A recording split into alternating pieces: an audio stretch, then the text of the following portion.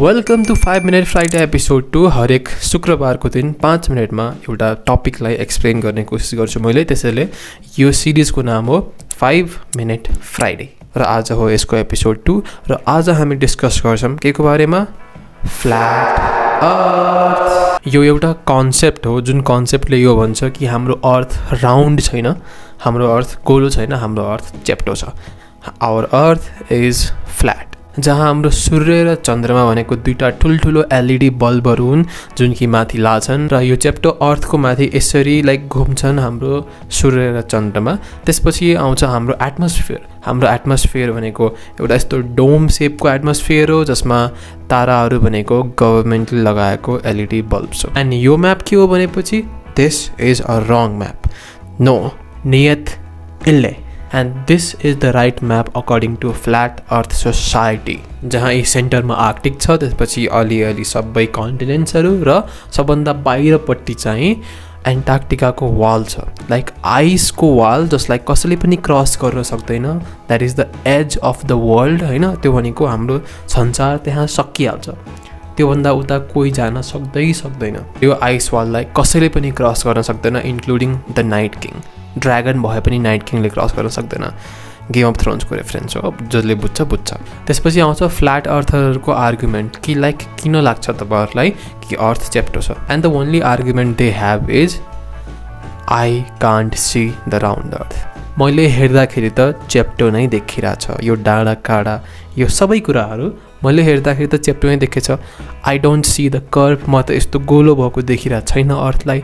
अब उनीहरूलाई कसले भन्न गओस् कि हाम्रो साइज, हामी ह्युमन्सको साइज र अर्थको साइजमा 3.5 मिलियन टाइम्स 35 लाख गुणा ठुलो छ हाम्रो अर्थ हामीभन्दा।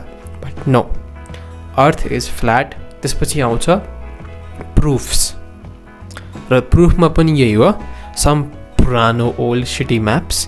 र त्यसपछि अर्को प्रुफ आउँछ आँखा कि मैले त देखिरहेको छैन, खै त कहाँ छ राउन्ड अर्थ, फ्ल्याट नै देखिरहेको छु मैले त।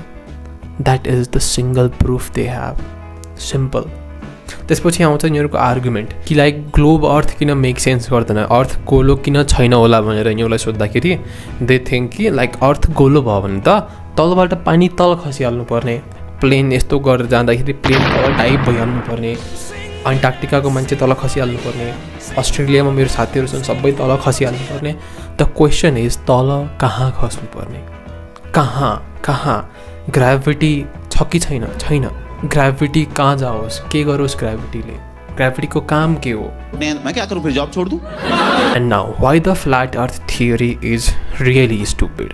म भन्छु केही आर्गुमेन्टहरू दिन्छु म फ्ल्याट अर्थ थियोरी किन यति स्टुपिड छ भनेर। So first of all centre of gravity.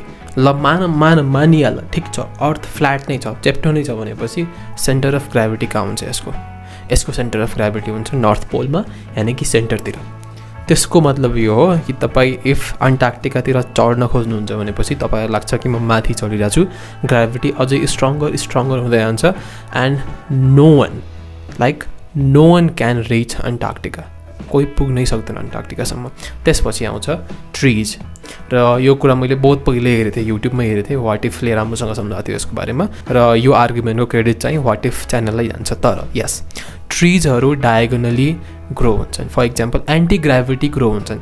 Gravity सेन्टरतिर आइरहेछ भनेपछि सबै ट्रिजहरू साउथ पोलतिर, त्यो एन्टार्क्टिकाको वालतिर सबै यस्तो डायगोनल छड्के ग्रो हुन्थे ट्रिजहरू।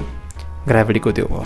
सबै पानी ग्राभिटीले गर्दा सबै पानी नर्थ पोलमा आएर थुप्रिन्थ्यो, सिम्पल। त्यसपछि अर्को पोइन्ट आउँछ कि सन र मुनको पोइन्ट। ल मानौँ सन यसरी घुमिरहेछ, यो माथि यसरी घुमिरहेछ फ्ल्याट अर्थमाथि भनेपछि वाइ द हेल त्यो सनले अन्टार्क्टिकासम्म लाइट पुर्याउन सक्छ तर अर्को छेउसम्म लाइट पुर्याउन सक्दैन। लाइट बि भएको यहाँभन्दा उतामा जाँदैन, उता बरु म लङ्गर डिस्टेन्स पार गर्छु तर यहाँभन्दा उता चाहिँ म जाँदैन। What the hell. त्यसपछि आउँछ कि सिजन्स डोन्ट मेक सेन्स। सिजन्सको त कुरा छोडिदिने भएको। सिजन्स पनि गभर्मेन्टले गराउने हो होइन।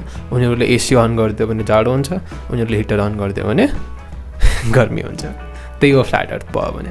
त्यसपछि आउँछ अर्को आर्गुमेन्ट, न यहाँ ल्याटिट्युड छ न लङ्गिट्युड छ, so time doesn't make sense. Okay यहाँ टाइमको पनि मेक सेन्स हुँदैन। त्यसपछि आउँछ यी फ्ल्याट अर्थ सोसाइटीले गरेको एक्सपेरिमेन्ट्सहरू कि फ्ल्याट अर्थ प्रुभ गर्नलाई, जहाँ फ्ल्याट अर्थ प्रुभ गर्ने चक्करमा यिनीहरूले लिटरल्ली राउन्ड अर्थ प्रुभ गरिदिइहाले, यिनीहरूले ग्लोब अर्थ प्रुभ गरिदिए फ्ल्याट अर्थ प्रुभ गर्ने चक्करमा। फर इक्जाम्पल यो जाइरोस्कोपको इक्जाम्पल, यो एउटा यस्तो जाइरोस्कोप मेसिन हो जसले अर्थको रोटेसनलाई एकदमै प्रिसिजनको साथमा नाप्न सक्छ, विच मिन्स हरेक घन्टा 15 डिग्रीको रोटेसन हुनुपर्छ। र त्यसले त्यही देखायो रिजल्ट, किनकि अर्थ रोटेट गर्छ एन्ड दे वर लाइक न अरू कुनै एक्सटर्नल फ्याक्टरले यसलाई डिस्टर्ब गरिरहेछ। त्यसपछि आउँछ लाइक द रकेट म्यान, एउटा मान्छे थियो जसले आफूलाई आफैले बनाएको रकेटमा हालेर उडाएर माथि गएर हेर्न खोज्यो कि अर्थ राउन्ड छ छैन, त्यो मरिगयो, त्यो लिटरल्ली मरिगयो। त्यो उड्न खोज्यो, रकेट उडेन राम्रोसँग, खस्यो, मरिगयो। फ्ल्याट अर्थ प्रुभ गर्ने चक्करमा एउटा लिटरल्ली मरिगयो, या फ्ल्याट अर्थर्सको भाषामा शहीद भइगयो। त्यसपछि आउँछ द लाइट टेस्ट, कि लाइक दुईवटा वालको बिचमा होल बनाउने होइन, र सिन्स लाइट स्ट्रेट लाइनमा ट्राभल गर्छ, टाढा भएको मान्छेले टर्चलाई अलि माथि उठाउनुपर्छ त्यो लाइट ठ्याक्कै स्ट्रेट लाइनमा ट्राभल गर्नलाई, र तल समात्छ भनेपछि अर्थको कर्वेचरले गर्दा त्यो मान्छेको लाइट अलिक तल हुन्छ, since he has to like raise his light above his head. So yes, लास्टमा के गर्नु पर्यो, त्यही गर्नु पर्यो, माथि उठाउनै पर्यो लाइट देखाउनलाई, जसले अर्थको कर्वेचरलाई प्रुभ गर्छ।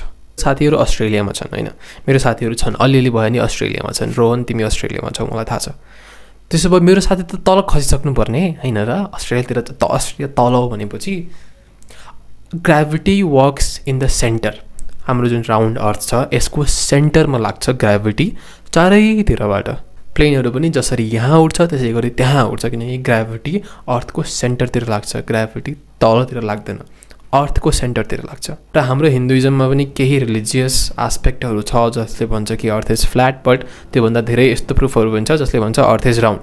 त्यही भएर मैले रिलिजनलाई यहाँ छुन चाहेन, किनकि रिलिजन र पोलिटिक्सलाई छुन हुँदैन। If you wanna be a content creator, कन्ट्रोभर्सीलाई अभोइड गर्न छ भनेपछि thank you so much for watching 5 minute Friday episode हेर्नुभएकोमा त एकदमै धन्यवाद। र म अब आउँछु प्रोबेबली सन्डे, यो पुरै हप्तामा साइन्स र हेल्थमा के न्युज आछ त्यो सबै लिएर। सब्सक्राइब गरिदिनु होला। Thank you so much for watching. आज फ्राइडे हो भनेपछि भोलि मेरो इक्जाम छ। Wish me luck for my exams. By.